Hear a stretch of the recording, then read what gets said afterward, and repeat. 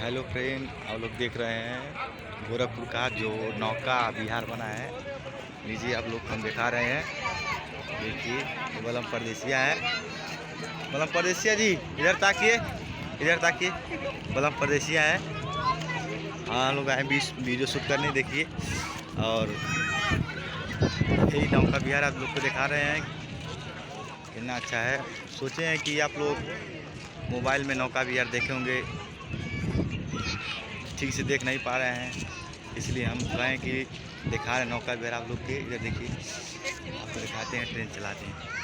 देखिए इधर जहाज चल रहा है। इधर ताकि जहाज चल रही है, देखिए पानी वाली जहाज चल रही है।